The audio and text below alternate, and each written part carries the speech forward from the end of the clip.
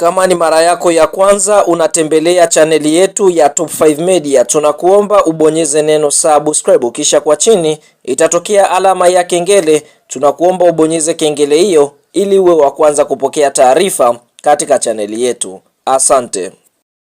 Yes, bwana, moja kati ya kitu ambacho kinasubiriwa na wadau wengi nchini Tanzania ni kuhusiana na kuanza kwa ligi kuu Tanzania bara kwa msimu wa mwaka 2026 2027. Hii ni mara baada ya vilabu kuanza kujipanga na kufanya sajili makini ambazo watu wengi wanavutiwa na sajili hizo. Sasa watu wengi walikuwa wakitaka kufahamu mara baada ya Pedro Gonçalves kwa klabu ya soka Yanga kuondoka kocha huyu raia wa Ureno, je, ni nani ambaye anakuja kurithi kiti chake? Sasa watu wengi walipointi makocha wengi hapa barani Afrika, lakini Yanga wamefanya moja ya surprise kubwa sana hapa nchini Tanzania, ambapo wameweza kumtambulisha kocha Mankioba Mankisi kutokea katika nchi ya Afrika Kusini. Watu wengi hawakutarajia kwa sababu ni kocha wa hadhi ya juu, kocha ambaye kwa upande mwingine watu wengi wanajiuliza imekuwaje Yanga mpaka wamemshawishi kocha huyu kuja kuitumikia klabu ya soka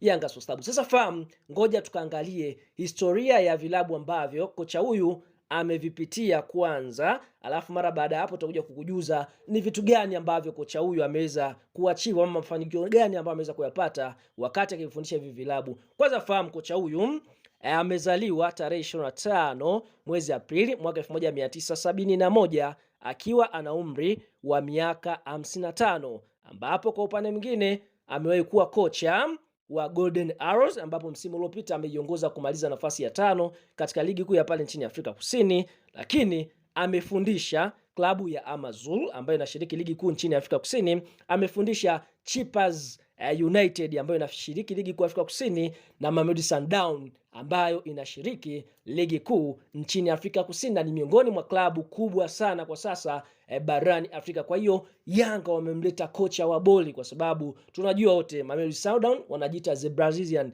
ni kosi ambacho kinapenda kucheza soka la pasi safi. Sasa mara baada ya kocha kufundisha timu hizi kubwa pale nchini Afrika Kusini, timu 4 akiwa ni raia wa Afrika Kusini, basi fahamu mafanikio ambayo ameweza kuyapata kwa upande mwingine ni kama ifuatavyo.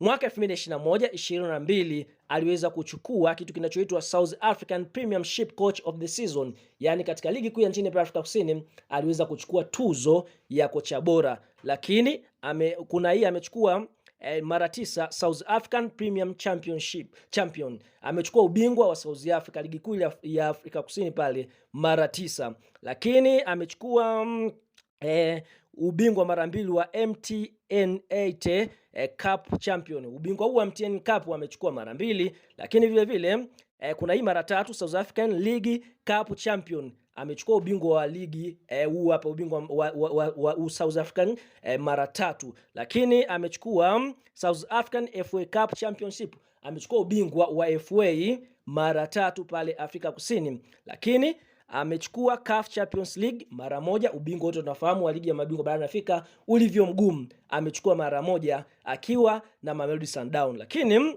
amechukua CAF Super Cup Champion mara 1. Tunafahamu wote CAF Super Cup ni mchezo ambao unamkutanisha bingwa wa kombe la shirikisho na kombe la ligi ya mabingwa barani Afrika ili kuweza kufungua msimu mpya wa mashindano ya ligi ya mabingwa na kombe la shirikisho. Kwa hiyo amechukua CAF Super Cup mara 1 na amechukua CAF African Football League Champion. Amechukua ubingwa wa African mara 1. Kwa hiyo ni kocha ambaye si tu kulitawala soka la pale Afrika Kusini, bali amelitawala hata soka la CAF ila Afrika, kwa sababu ya CAF akiwa ametoa vikombe 3 vya CAF. Kwa hiyo ni kocha wa boli huyu Mankioba Mngogith, ambaye kwa upande mwingine klabu ya soka ya Yanga Sports Club wameweza kumtambulisha kwa ajili ya kukinoa kikosi cha timu ya soka Yanga Sports Club, na mkakati ambao Yanga wamejekea ni kuchukua makombe ya ndani na kocha huyu bila kusahau kuweza kulitawala soka la Afrika. Kwa hiyo huyo ndio kocha ambaye wa